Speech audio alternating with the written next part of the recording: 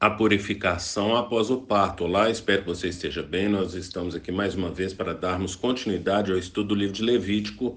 Hoje, Levítico, capítulo 12. Mas antes, é necessário que eu faça alguns pedidos. E o primeiro é para que você não apenas curta, mas compartilhe esse estudo com outras pessoas, para que outras pessoas venham ser abençoadas.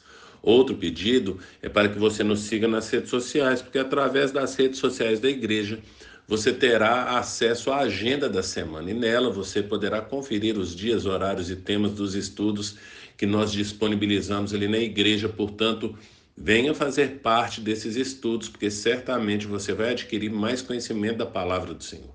E outro pedido é para que você leia todo o capítulo, e no caso hoje, o capítulo 12. E depois desses pedidos, vamos para o texto de hoje. Eu quero compartilhar aqui do versículo 6 ao 8, são os três últimos versículos do capítulo, que diz: Quando se completarem os dias da sua purificação pelo nascimento de um menino ou de uma menina, ela trará ao sacerdote à entrada da tenda do encontro um cordeiro de 1 ano para o holocausto e um pombinho ou uma rolinha para a oferta pelo pecado. Ele os oferecerá ao Senhor para fazer propiciação por ela, que ficará pura do fluxo do seu sangramento.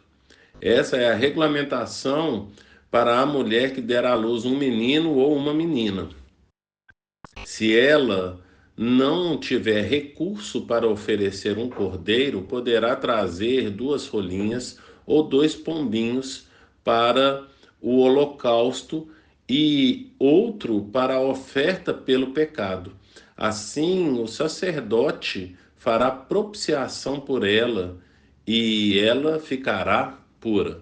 Portanto, nós vemos aqui, então, nesse capítulo 12, acerca da purificação após o parto, e tem ali a quantidade de dias para a menina e quantidade de dias para a menina.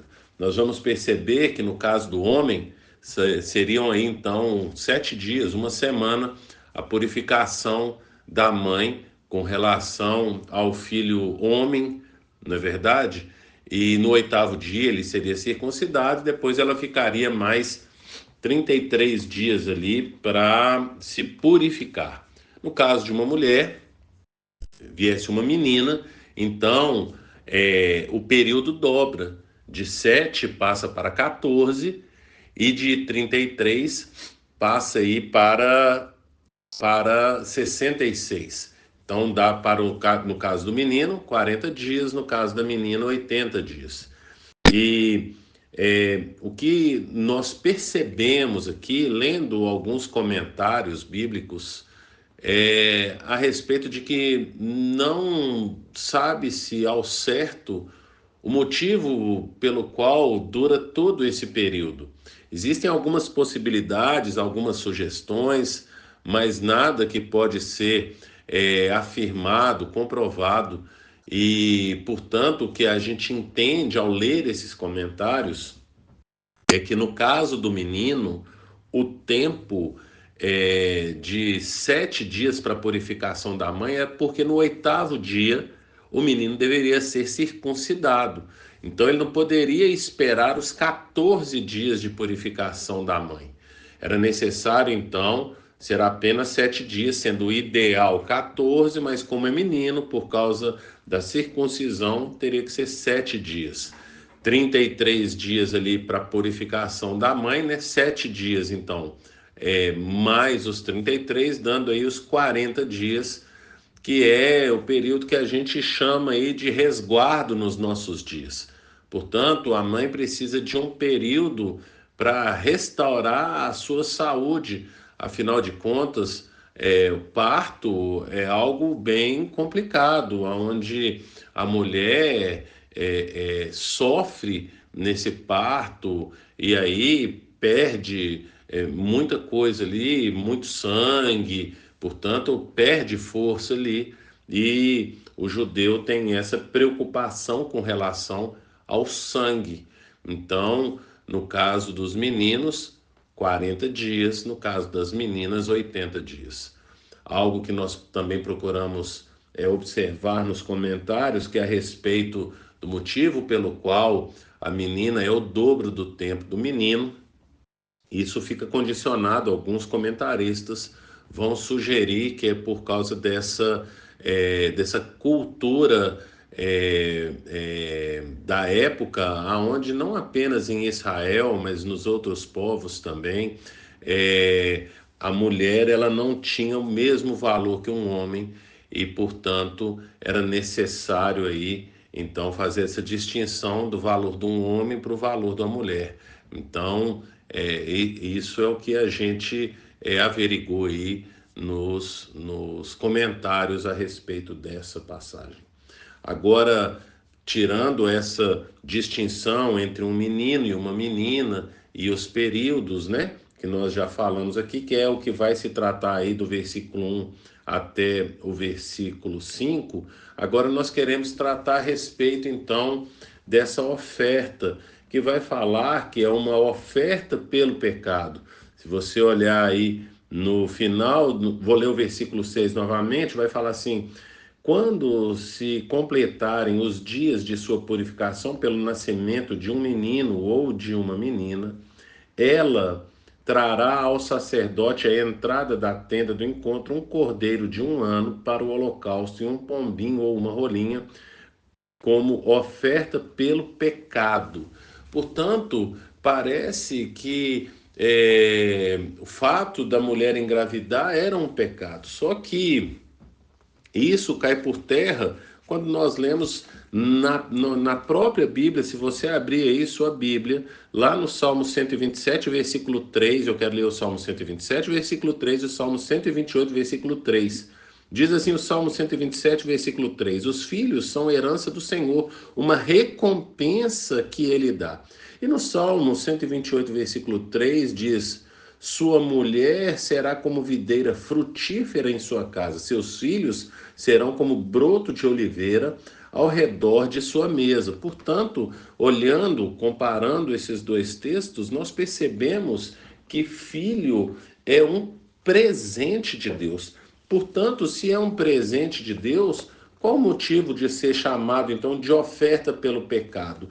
Qual é o pecado? E nós também percebemos que há um questionamento por parte aí dos comentaristas bíblicos com relação a esse pecado. E o que nós percebemos ao ler alguns, existem algumas possibilidades, mas nada muito convincente, se nós pudermos falar assim, para sugerir por que seria uma oferta de pecado. Afinal de contas, o texto aqui fala a respeito de uma oferta do pecado. E talvez o pessoal da Idade Média, não é verdade? Eles tinham o sexo como algo pecaminoso e até falava-se que o pecado cometido no Éden foi o sexo, e coisa que não é verdade, porque lá em Gênesis capítulo 1 a gente percebe ali que o Senhor dá uma ordem que é crescer e multiplicar. Portanto, existe um propósito com os filhos, que é dar continuidade no propósito dos pais, no caso ali no Éden, que era estender o Éden.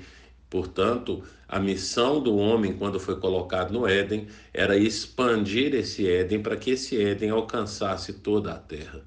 Portanto, nós entendemos que isso não é um pecado, mas que pode ser os filhos não, desculpa, a gestação, aqui no caso, quando nasce o filho e essa oferta pelo pecado, pode ser então não ali um pecado em si, mas esse sacrifício que é feito em agradecimento ao Senhor pela bênção, pela dádiva que são os filhos.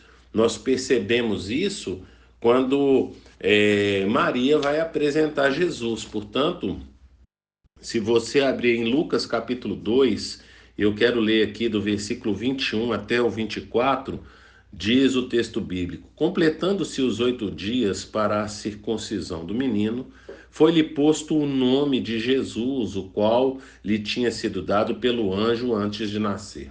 Completando-se o tempo da purificação deles, de acordo com a lei de Moisés, José e Maria o levaram a Jerusalém para apresentá-lo ao Senhor, como está escrito na lei do Senhor. Todo primogênito do sexo masculino será consagrado ao Senhor.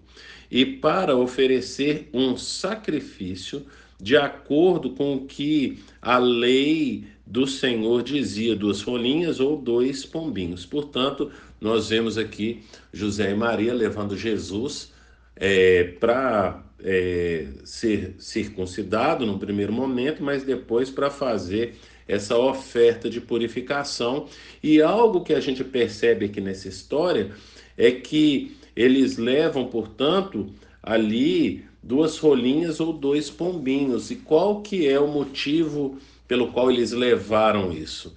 Talvez você já ouviu alguns pregadores falando que José era um homem rico. E a gente percebe aqui, voltando para Levítico capítulo 12, lá no versículo 8, fala: se ela não tiver recursos para oferecer um cordeiro, poderá trazer 2 rolinhas ou 2 pombinhos, um para o holocausto e outro para a oferta pelo pecado. Assim o sacerdote fará propiciação por ela e ela ficará pura. Portanto, eles não tinham ali essa situação financeira, eles eram pobres.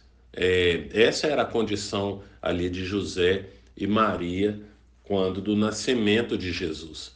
Portanto, a oferta deles não foi um cordeiro, mas foram ali pombinhas, como nós vimos no texto bíblico. E algo que é necessário a gente perceber é um ritual de purificação, inclusive da criança, por causa de pecado, porque você vai perceber no texto de Lucas falando que a oferta era uma oferta com relação à criança e com relação à mãe. E, portanto, o que a gente percebe é essa preocupação com relação ao pecado, em permanecerem puros, em permanecerem justos, justificados ali através desses sacrifícios, porque pode ser que eles venham cometer algum tipo de pecado. Mas algo que é necessário nós percebermos aqui é que isso tudo aqui é um cuidado de Deus por conta da higienização tanto da criança quanto da mãe, esses cuidados aí com a higiene, né, da mãe e da criança, para que se preservasse a vida. E esse sacrifício pode ser aí um agradecimento a Deus justamente pela vida deles, pelo Senhor preservar a vida deles, porque é fato que muitas crianças morriam nesse período, assim também como as mães. Um caso que nós podemos relembrar aqui, por exemplo, é o de Raquel, quando ela foi dar à luz Benjamim. Então, Raquel morreu no parto e, portanto, a mulher, quando ela vai ali fazer essa oferta, é pelo fato de gratidão por Deus ter preservado a vida, tanto a vida da mãe quanto a vida da criança. E nós precisamos perceber, olhando para as nossas vidas, quanto que o Senhor tem nos guardado. Perceba que o Senhor tem guardado a sua vida. Eu, quando olho para a minha história, vejo vários livramentos de Deus e nós precisamos demonstrar essa gratidão e também procurar saber o propósito pelo qual o Senhor permaneceu, que nós permanecêssemos, permitiu que nós permanecêssemos vivendo aqui nesse mundo. Isso significa que há um propósito nas nossas vidas para cumprirmos aqui. E a pergunta que eu quero deixar aqui é: você sabe qual que é o seu propósito? E você tem buscado cumprir esse propósito? Busque o Senhor. Certamente, se você orar e se voltar para Ele, muita coisa Ele vai falar com você. Pense nisso. e que o Senhor te abençoe.